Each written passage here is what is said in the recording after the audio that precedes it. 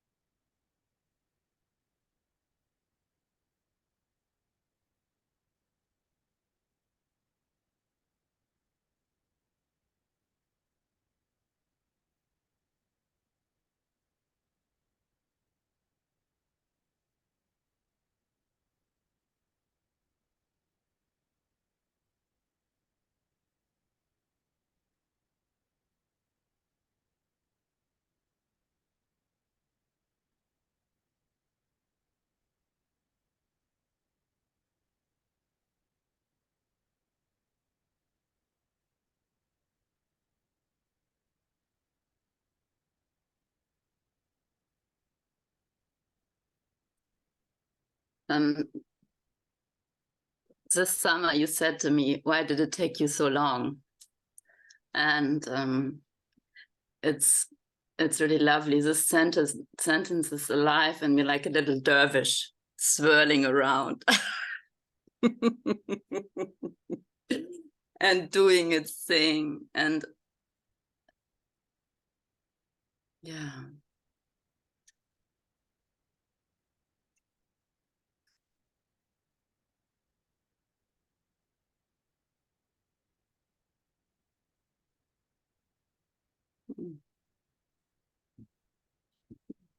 Mm.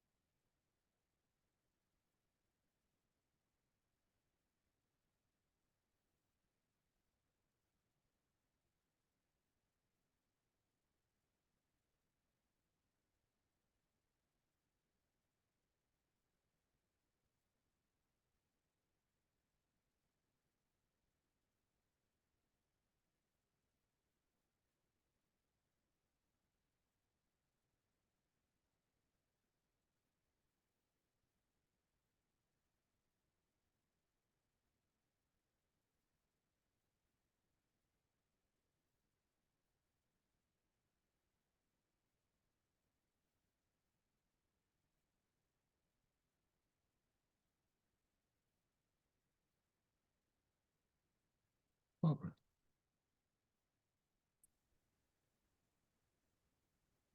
Hi. Hey.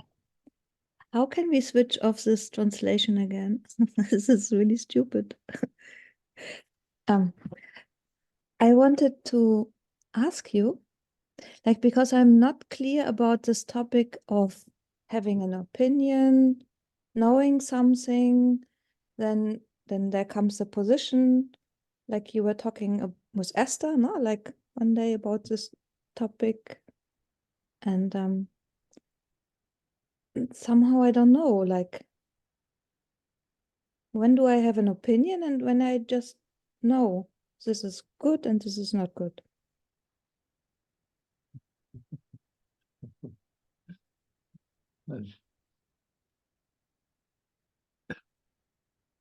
You know, really simply, do we ever really know what's going on? Actually.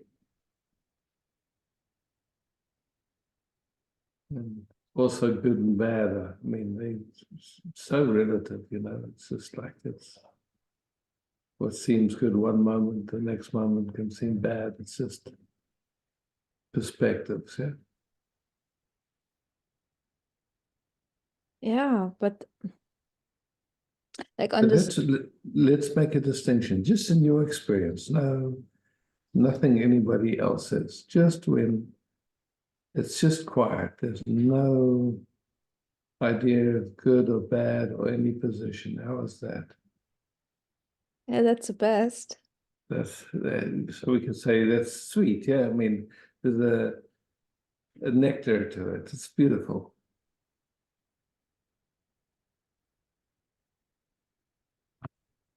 And then, you know, like an opinion happens or a judgment and then all of a sudden it's war in a certain sense, because if there's no agreement about an opinion, suddenly really we can get so, you know, Yeah. so much aggression can come from nothing, and it's in an instant, yeah. And on the other hand, it's also good, like to have some sense that, yeah, like to take something or not to take something, or you know, with this vaccines or with So I mean, then it's just like I would say, it's a simple yes or no. You know, it's like something in you goes no, and you go, okay, cool. but there's And then also more with it. It's not only yes and no, it's like all, wow, what's happening? Or yeah, you always talk about, like, we can break it down to the money system, no? Like then there's also an opinion yeah, or we see this, how it is all structured, and yeah. like You know, isn't it is amazing, you know, that we have this capacity to like, okay, wow, it's daytime now, it's nighttime now, it's spring, it's summer, now's the time to plant, now's the time to harvest. All the, you know, those just practical aspects of living, you know, it's like, okay, we try different things, we eat a bunch of sugar, we go, oh, that didn't feel so good or whatever, you know, like tastes very nice when you eat it, but then afterwards you feel something. So I think that those are just like practical things. So like you used the example of the vaccine. For some people, the media, everything was saying, yes, you know, you need to do this, not for you, but to protect everyone else, and da da da. And then some people felt scared or felt like it was the right thing to do, and they did it, and then maybe later they regretted it, or they still think they did the best thing. but at that That's, moment, no, when it's like yeah. kind of, it's just simply about at that moment to say yes or no and nothing else. Well, you tell me how it is for you. I can tell you how it is for me. Very often a yes or no comes, and then somehow something wants to have a reason for the yes or no. Yeah. It wants to make up something. But, you know,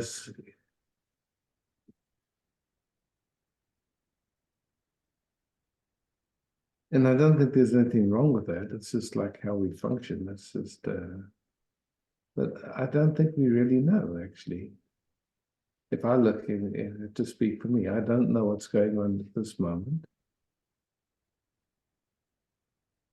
I can say, oh, this is enjoyable, this is not enjoyable, this is sweet or not sweet, you know, but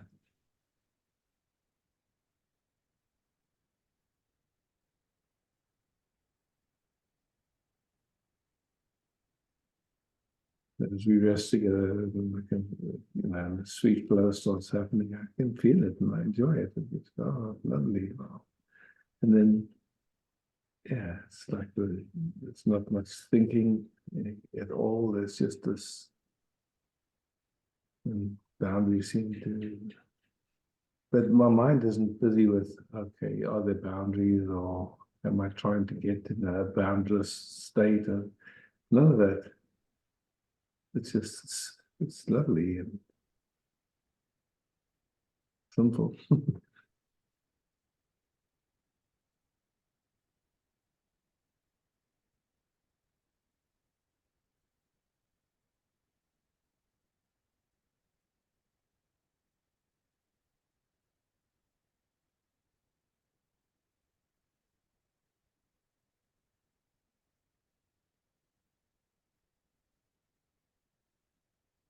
I don't have to run after. Yeah. Do I know now or not? Or Yeah, I mean, it's for me, I just see that I don't have a clue. I mean, it's just like this. I know there's awareness, and I know that there's information or sensations of this moment. But yeah, and I like look at I look at what's happening in the world, and I can go, okay, wow, like there's this, you know, wars going on and factions doing their thing, and I can look at it and I can have opinions and judgments and yeah. Yeah, now we even don't know with informations, no? Like yeah, can be generated by the KI yeah, yeah, or videos or like this is really like yeah, confusing. yeah. But I see in me there's still like this wanting to to navigate in a way, no? Like it's not that Well, okay, I don't know and I don't care. It's not I like that. think I think all of us have that, you know, and the, but to me it seems like okay, yes, that exists of wanting to navigate. You know, like we can see when a moment arises that it seems like a decision is necessary. In most of us in the place, okay, how do I make the best decision or the right decision or the good decision? And in fact, we will never know. Because 5 minutes later we go, oh, that was a great decision. 10 minutes we go, oh, that was terrible. We just don't know. Yeah.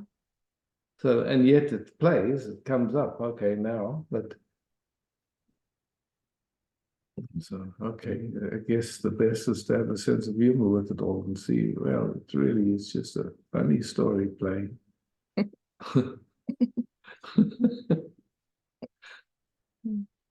Yeah. Thank you. And it's sweet when let's say this peace and it starts to overflow and it's just juicy and wonderful and that doesn't seem to be a doing. It's just as a system meets the moment as the beloved or enjoys this moment. Natural, yeah. Mm. Yeah, thank you so much. Thank you.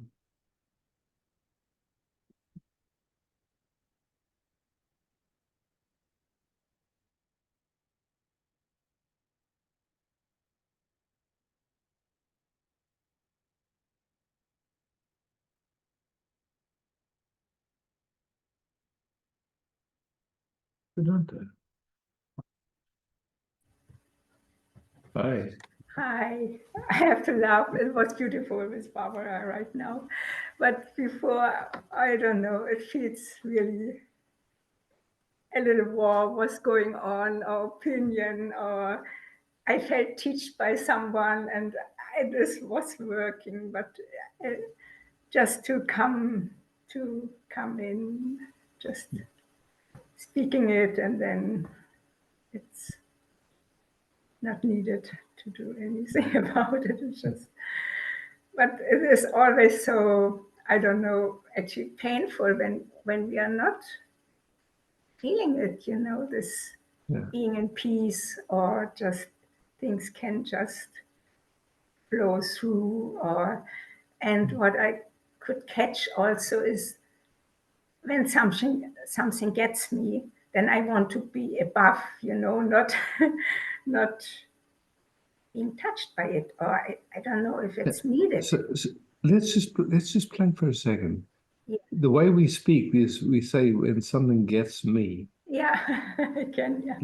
So, Yeah. you know, what we can say is when activation happens, but Yes. is that activation me? You know, is it personal to me, or because all that's happening really is like there's something in the nervous system functions in a funny way or in an activated way, and then you know, like it's uncomfortable And then this struggle, and then this I don't want it. Actually, it's again this I yeah. So don't want it. It's then it moves into that sense of me, that sense yeah, of identification. yes, Yeah, but again and again. Yeah, yeah, yeah. but ultimately, it's just all it is something is some resistance that kicks in that we don't do. Mm. It's automatic. It's unconscious. Oh, good. Far doesn't mean anything about anyone. Not. At least as far as it looks. Yeah. It should. It felt different. Yeah. It's again and again beautiful to see it, the space, and then this play of energy, and you know, this wanting to grab something, and it's not possible, and it's great that it's not possible. Yes. Yeah. Oh. Ah, yeah.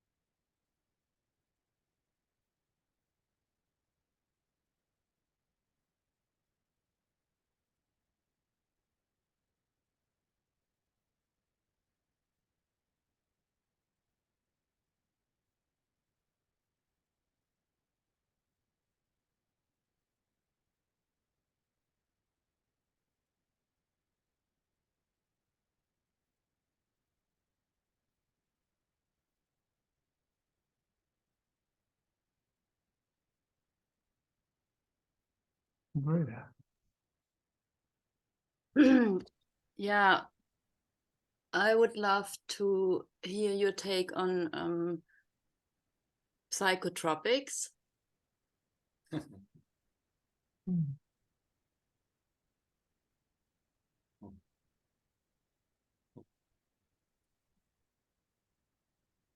You know, I mean, I know that they've been used for centuries as a, you know, as a means, as a medicine, as a means of seeing what doesn't usually reveal itself. And for me, they definitely, I mean, it's important because they are powerful, that there's respect and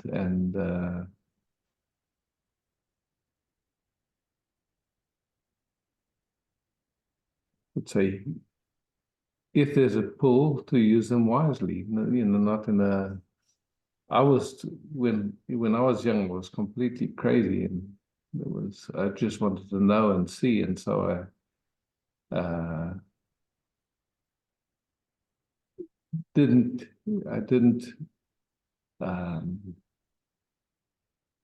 wasn't always gentle with myself in it, Yeah. and I did, and for sure I paid a price for that. Right Yeah. now, I'm not talking like plant medicine. I'm talking like this pharmaceutic stuff. In really high degree, so labeled depression. Okay. And when it's suggested by a hospital. Yeah. So again, I don't think there's a, you know, we can have I think everybody's different and every circumstance is different. Sometimes it can be useful for a short time to help someone stabilize. I mean, but ultimately, to be on meds long term like that, if it's necessary and someone feels better like that, It could be I don't really have. I know for some people, their systems, who knows for what reason, might have had a lot of trauma or ancestral trauma, and the system has a hard time just being alive, you could say. And if the medication helps them to,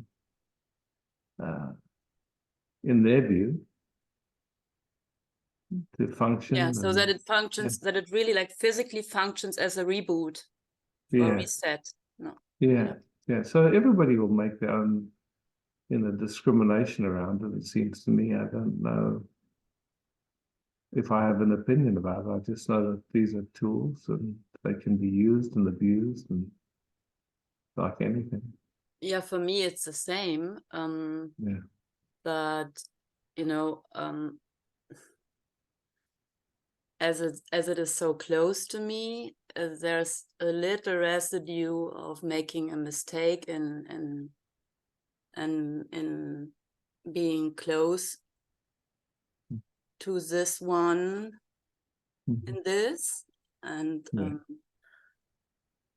I, as you know, I mean, I'm totally trusting the mystery almost always. Yeah. I mean, yeah. And I heard a shamanic woman yesterday, and she said she's from Arctic Siberia, and she said in their language there's not even a word for what we label with schizophrenia and epileptics. And she said for those becoming shamans, they are almost regularly being in a thing like a mental, like several mental death processes. But you know, there's still this, oh, am I like, I don't want to bring fatalism or anything, you know, there's a certain with it, like yeah. And it feels good to share it and to bring it in a wider circle. And my feeling is that there are many people in these stages right now, like millions, billions. Yeah. Yeah. So to me, you know, it feels like loving presence without an agenda, without just is actually the best medicine always. Yeah. But without an idea of healing or without an idea of getting anywhere or accomplishing anything, yes, that's what we have to offer, just like that.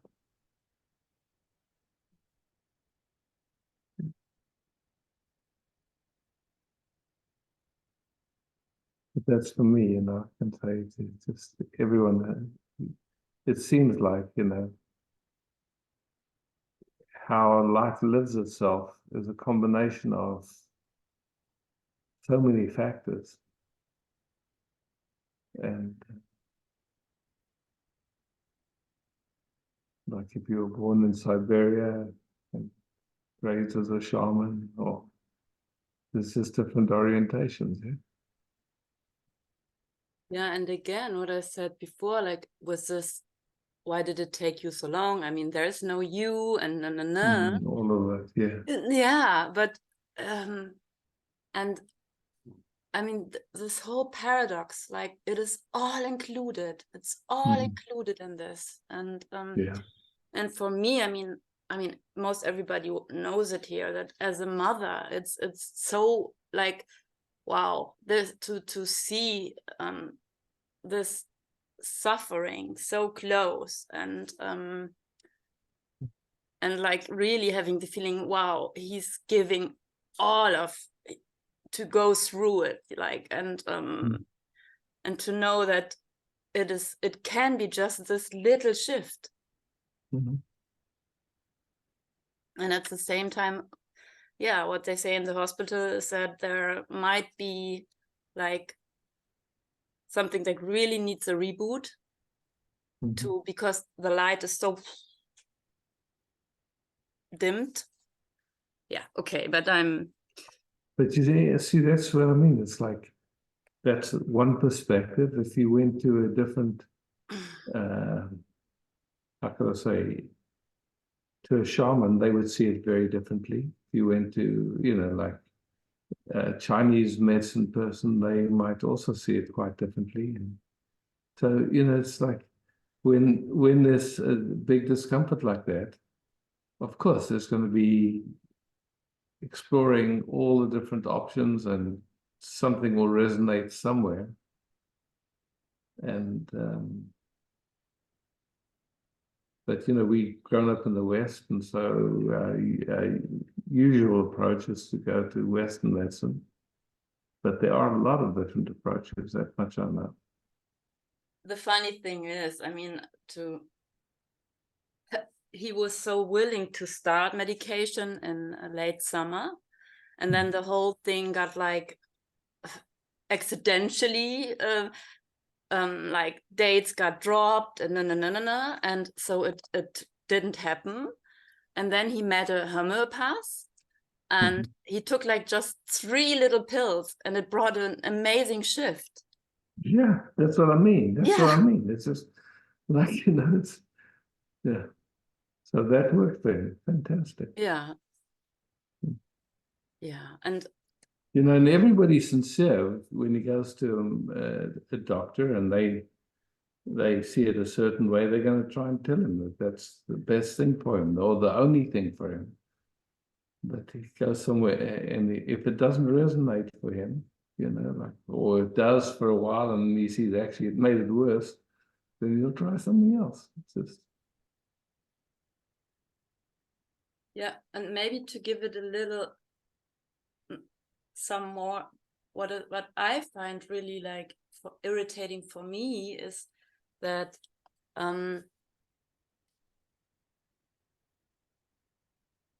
for him, how he describes it, there is like no reference. He has like, he's not experiencing the world through his senses anymore. Like he is not feeling, I mean, of course he's hearing, seeing, tasting, but there's no reference. And I mean, this is what I cannot even imagine how this must feel. And is there anything that comes up for you in this regards?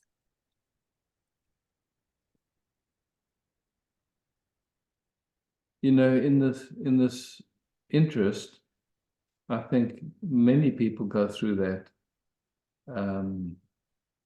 no reference, and when it's okay, when it can be just welcomed, you could say. It's just, there's space for it. And someone can see, okay, wow, there's no reference and I'm still here and it's okay. You know, the struggle is trying to get a reference when there isn't a reference. Yes.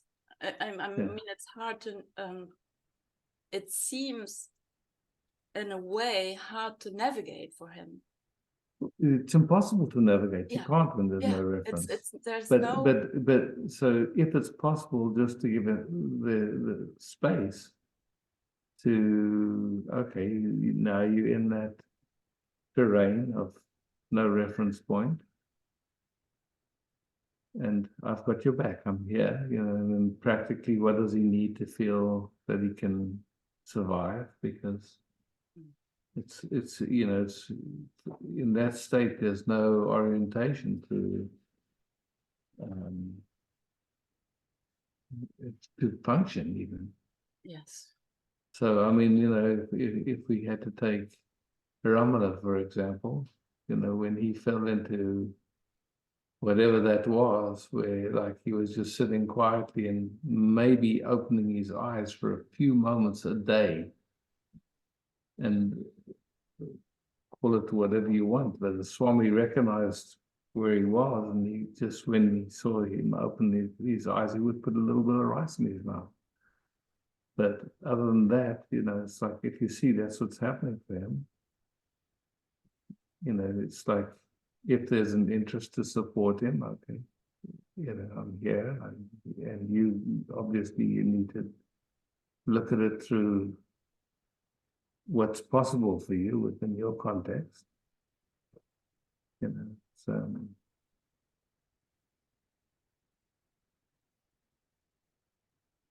but again, it's just it's definitely a place in consciousness where it can happen that there is no reference point.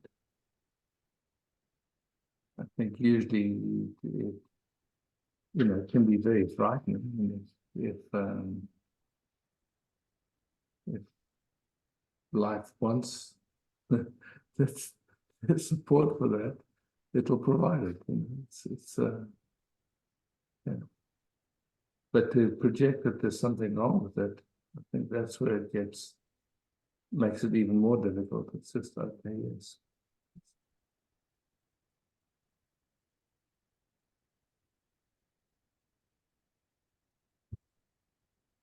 So, I mean, life brought him here. Yeah, beautiful. You know, I mean, if he's got a dry place to sleep and food for now, and just you can feel, okay, yes, that's okay. I get it. You're in a place with no reference at the moment, and it's okay. Relax, just explore this terrain.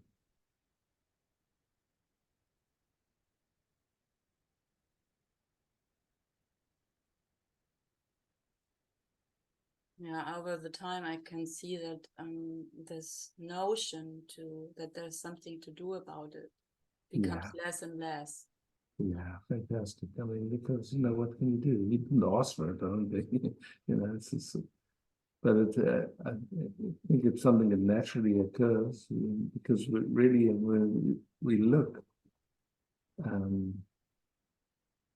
that orientation that most of us have inherited comes from conditioning and all kinds of stuff, and it's actually, in a way, healthy and it starts to fall away. But as I said, it can be very frightening, especially there's a projection that there's something wrong with you. Something needs to be different. I don't know if you watched the thing I sent you, but what Richard Rudd and Zach Bush spoke about was that that we can't even imagine the transformation coming quite soon, Yeah. and that it takes a whole nother human, and that the transmutation, like really physically, is so tough. Yeah. And this So, feels like really, when I hear that, it feels like this is in my bones. This is a full yes for me. Yeah. Sorry, I interrupted. No worries. I mean, so in a way, you know, like if he wasn't connected to you, he would be in the mainstream, and he would probably be put into a hospital and put on drugs, you know, like that. And it would be a big projection that there was something wrong. But when you see it as a transformative process, and you're there just to support gently without any, you know, like, I mean, I understand it can be worrying. You go, wow, what's going on here? How can I assist? But just offering a space that there's no pressure and there's time. Yes, and you'll know when it's enough time or whatever, you know. So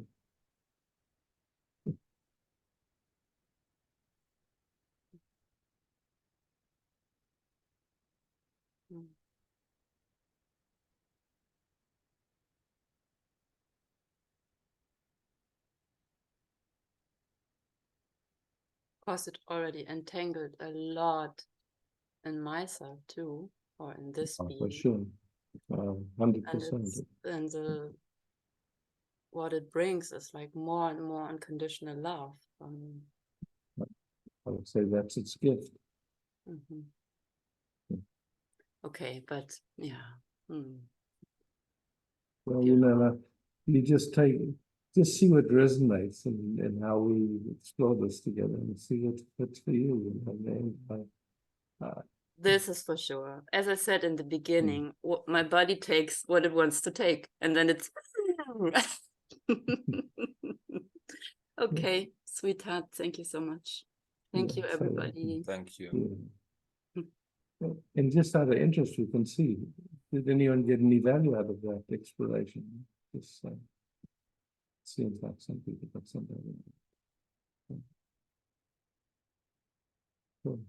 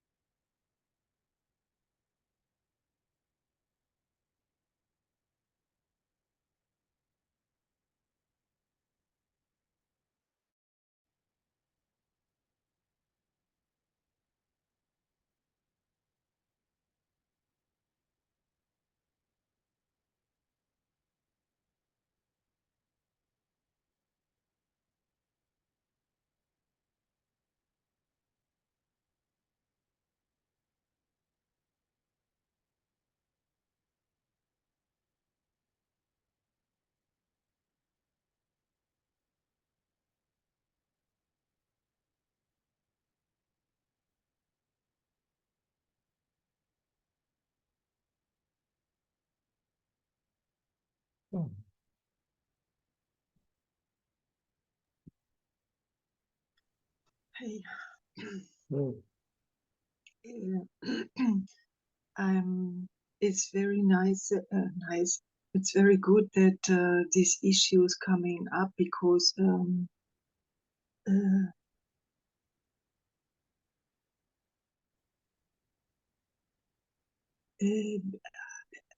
around me are people having, I would say, severe psychological issues.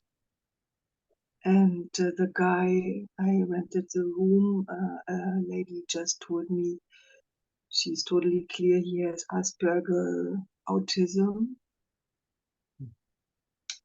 And also on Frankie's place, where I'm a lot, there are now very addicted people, very aggressive, smoking all the time, one after the other. And it looks for me, the more I'm resting in peace, the more it is sometimes when I cannot usually I try to escape all that, I just go away, but in the moment it's kind of escalating.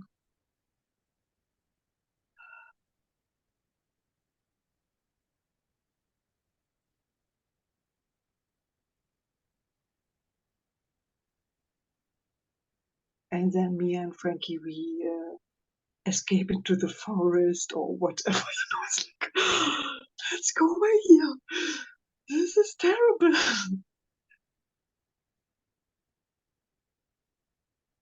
Or I'm not allowed to use the toilet there because this lady who's smoking all the time, she's totally afraid that someone else is using the toilet. It's like, wow, wow, what's going on here? And also this autism thing.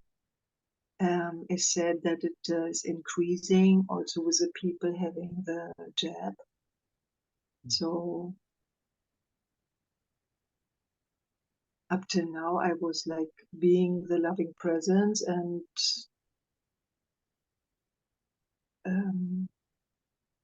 not forcing anything and not erwarten. Yeah, when I did something, yeah, nice, and I'm not. I know there comes no thank you, no nothing. It's like, okay, I do it, just do it, And there's a certain thing yesterday it came to eclat, that Frankie nearly was physically fighting with this one guy because he was making me so wrong, that I'm even there, and whatever, it's like kind of.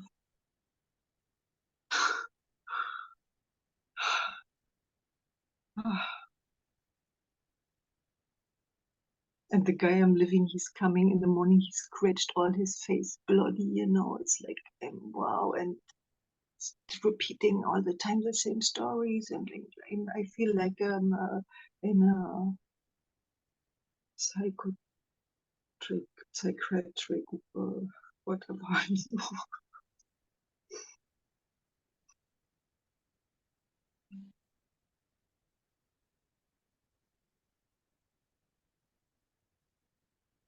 And still I tell myself I can have compassion, but also for me sometimes I need kind of a space where I can just be in peace.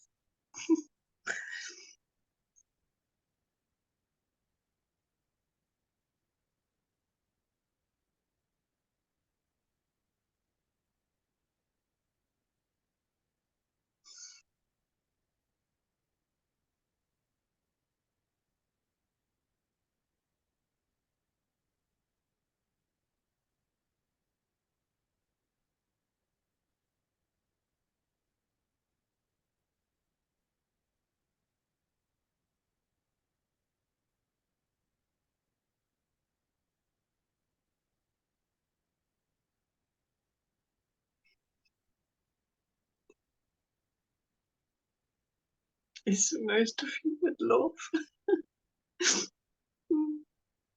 And it is it's so sad that many people don't have that connection. Mhm.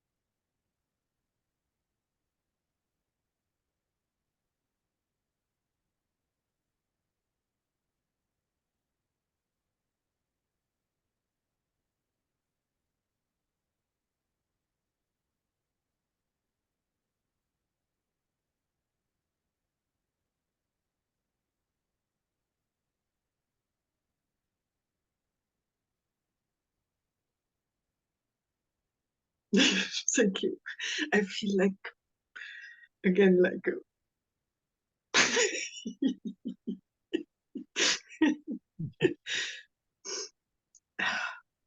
Thanks, Scott.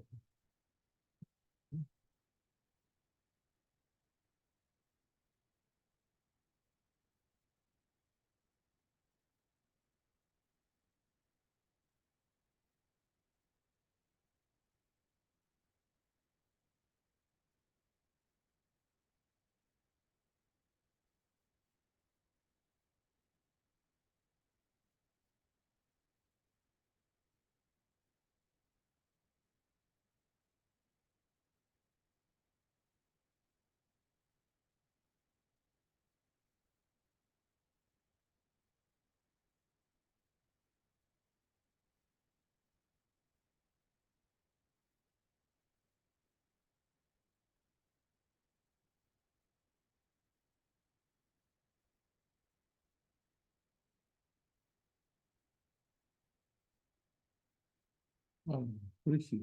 Oh, so Sandra, right? Sarah, Say again? like Sarah. Sarah, yeah. Yeah. Sorry. Hi, Isaac. Hi, Sarah. Lovely to see you again. Hmm. I wanted to ask, what is it that clings to this notion of being somebody or being separate? It's a big question. What do you see when you somehow a clinging happens, but who does it or what does it?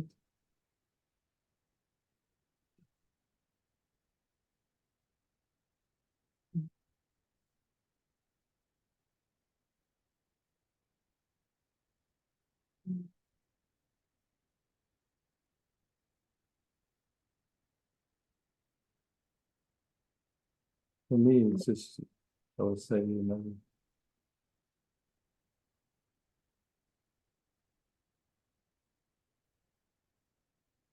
that movement that can happen, when you call it clinging, somehow, like, you can feel it's off. Something doesn't feel at peace, doesn't feel, um,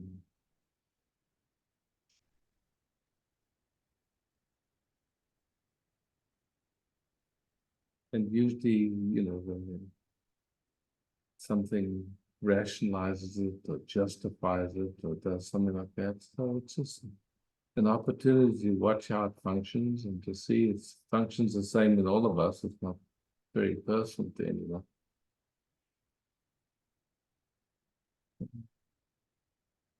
It's an opportunity just to see where, so much life energy has gotten spent, ultimately that doesn't bring anything other than discomfort or suffering, how do you even speak it?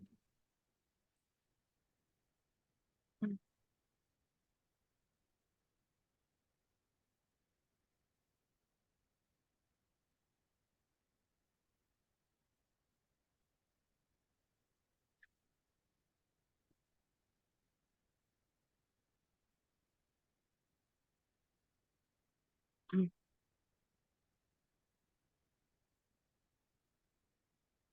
I mean, I'm sure if we check with everybody, everybody knows that movement, where there's a cling, the pain, the perspective that's actually in company. We all know it. But it can be tricky, at least for me, that when that idea comes that this clinging creates suffering, then there's a wanting not to be in it. So to repress it somehow or to hide it, get away from it. Yeah, so those are all the little movements that are revealing themselves. It's like, and that's, in a sense, I would say that's how learning happens. You see, oh, something wants to hide it, something wants to suppress it. And, oh, wow, actually those don't work, or they work to make it worse. So there's a very, if it's gentle, there's a very beautiful learning that's happening. Okay. Ling is happening. And then, it often goes in the direction of, oh, I'm clinging, or, and then to see, look, if it was up to me, would this clinging really be happening? No, it wouldn't. So there's something playing automatically, unconsciously, that nobody's doing. You just feel there's some kind of momentum that's playing, just being gentle and letting it reveal itself. It's like, it's not wrong, it's not bad, it's just showing up, and it's, again, there's so many subtleties where we think, oh, this means something about me and I need to deal with it, improve myself. But really, it's just there's something playing in consciousness. It's troubled man, womankind forever. And you just gently exploring it, seeing it and allowing it to reveal. And then it benefits all beings. If there are many beings, it's just like, it's just something that's played and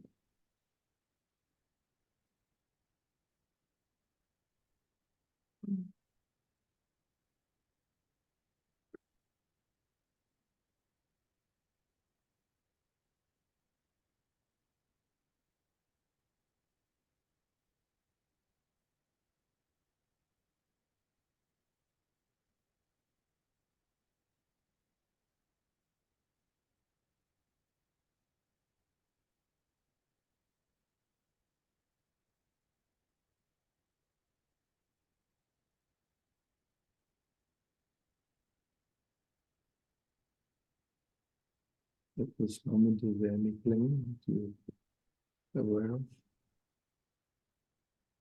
Just gentle observing. Good.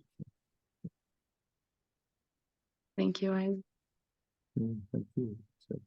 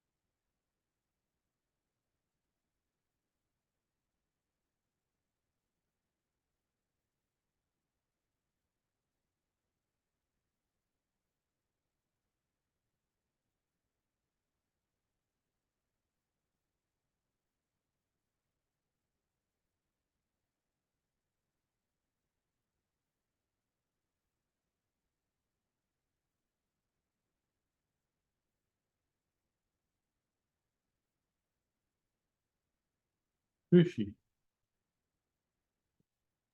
Hello. Sorry. I was thinking about one of the entries in Papaji's diary. I think like story I heard is that at some point,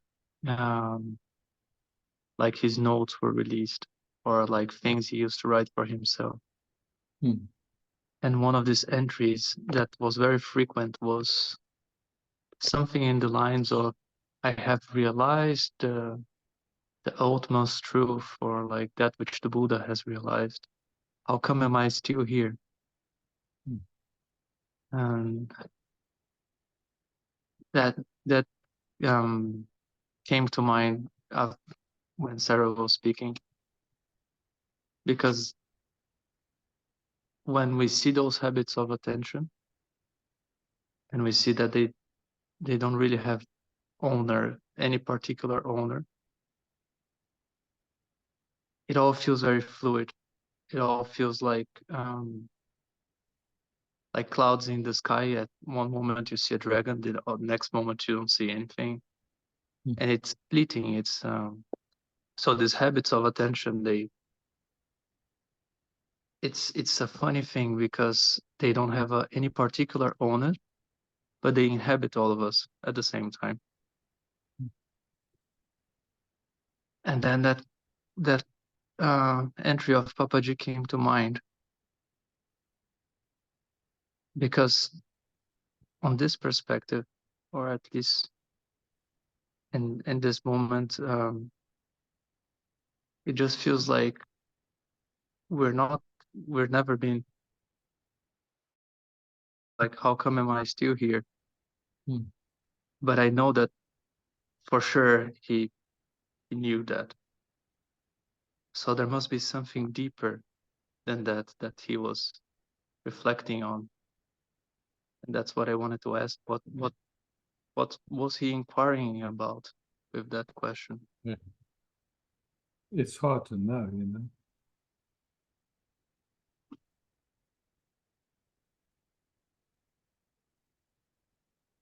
You know, it's like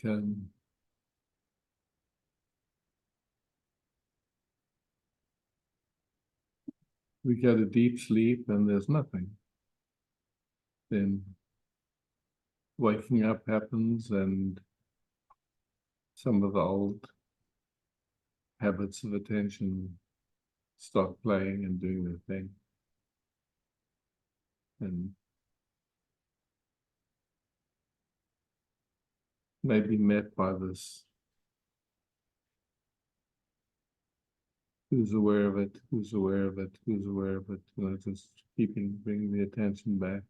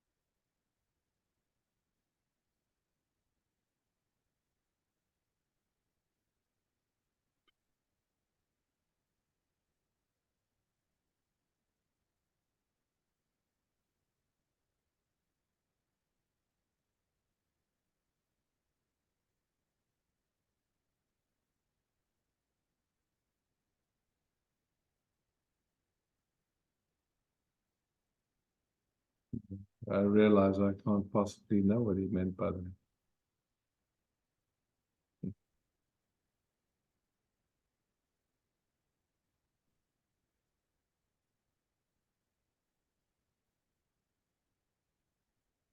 What came up is that Ramana used to refer to I don't know, a state or a point in which mind was dead.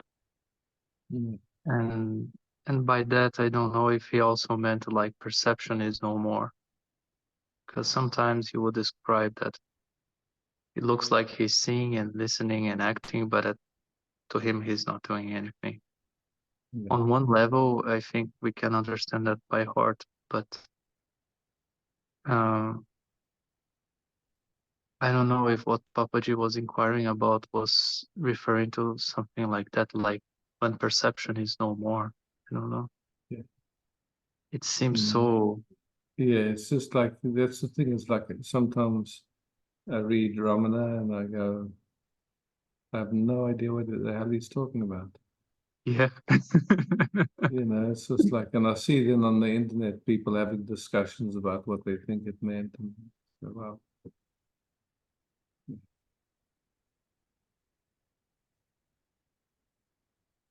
you know, to me, when we say mind is dead, for me, I've never found a mind. I've only found thought.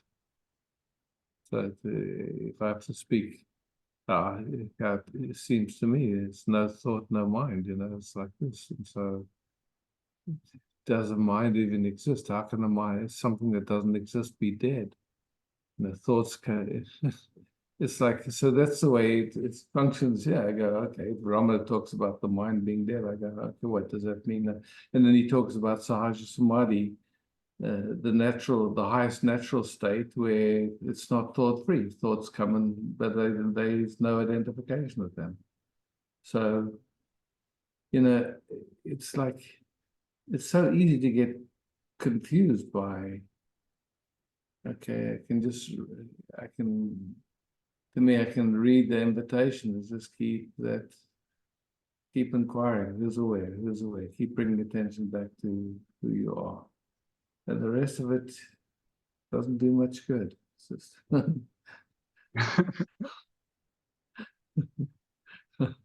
so it's like,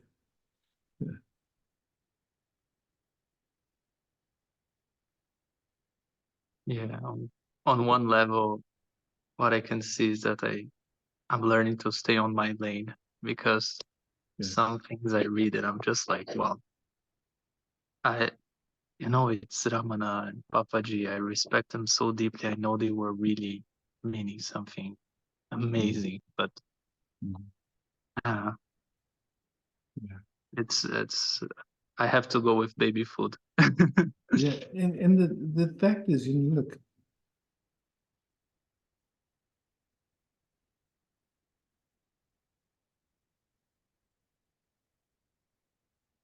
in my lifetime, people have come to me and, you know, like 20 years ago, you said something to me. What did you mean? I have no memory of what I even said or what I, you know, so it's like,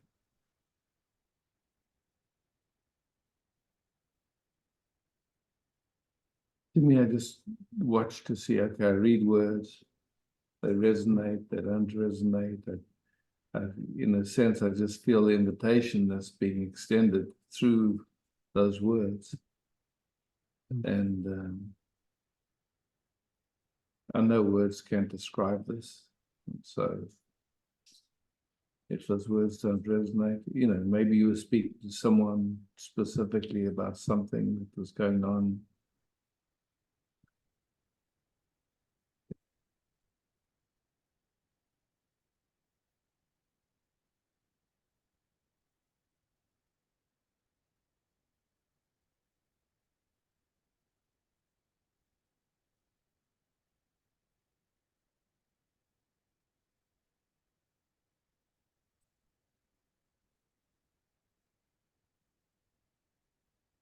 In a way, you know, just this invitation to keep quiet, bringing attention back to who you are. It's simple. You don't have to think or understand or anything, although it's nice, but not necessary. In my opinion. I agree.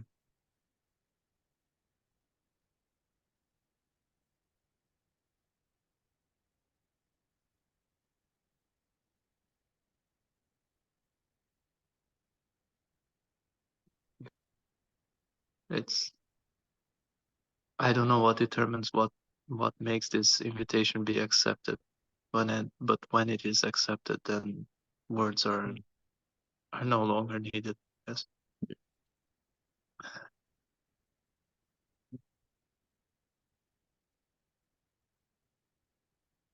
Go ahead. Hmm.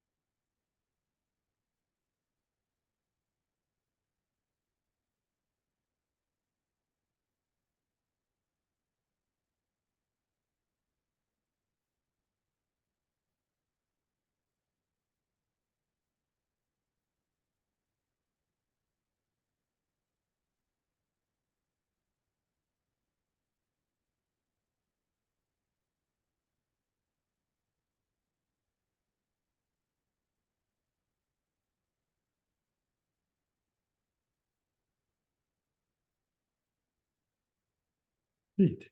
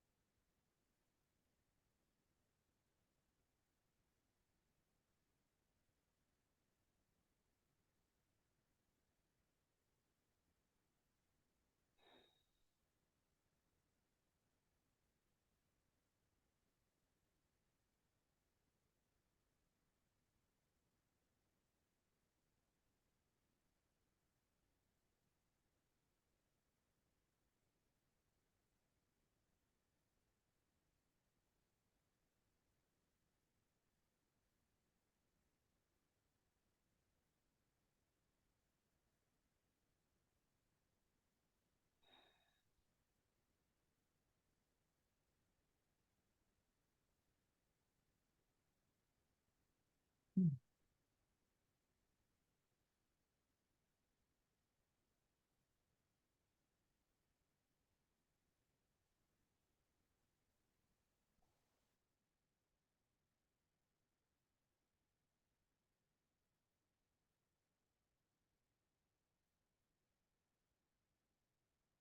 Hans. Good morning. Hey.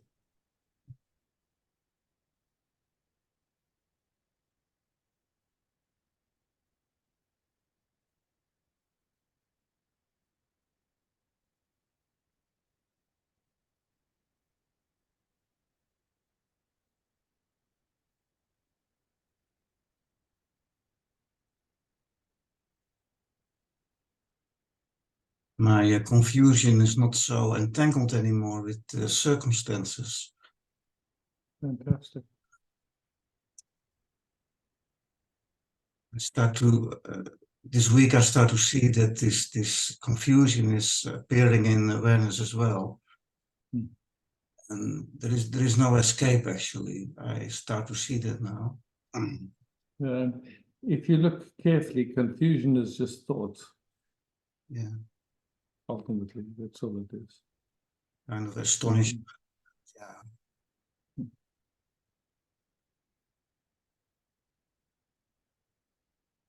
Trying to help.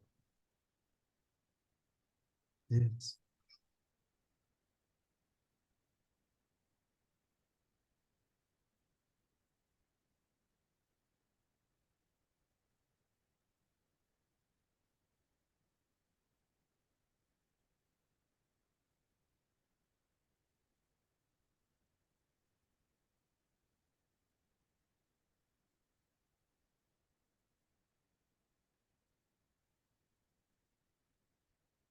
And by seeing it, it was not so focused anymore on the environment, but more, it was a kind of happening in a kind of state of compassion, actually.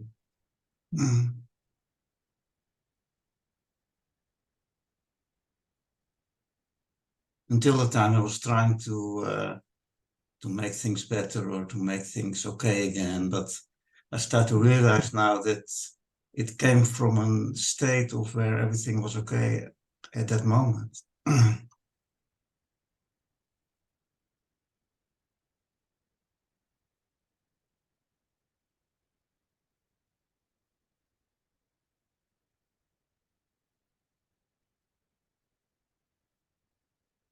Sometimes difficult because I work in this field of trauma and triune brain and everything, and I work with people, but it's not so easy to yeah.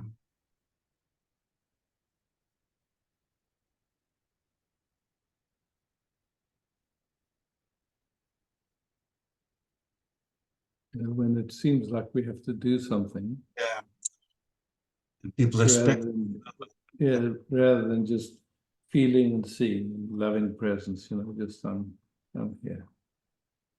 And then it registers then that the safety, that the system can just relax.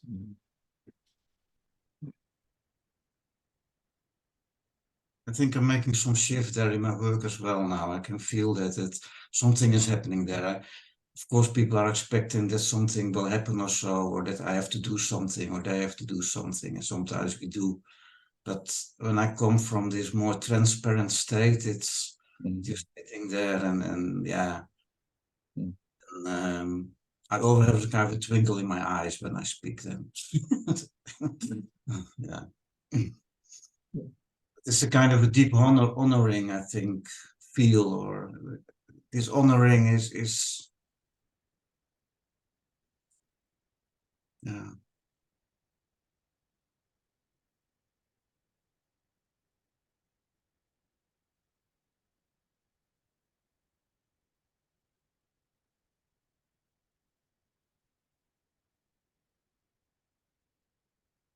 Honoring is not the doing as well. I mean, I see how quickly it moves into wanting to help or wanting something like that. It's just, I'm grateful when it doesn't move like that. But it's so soft, it's so, I can almost smell something.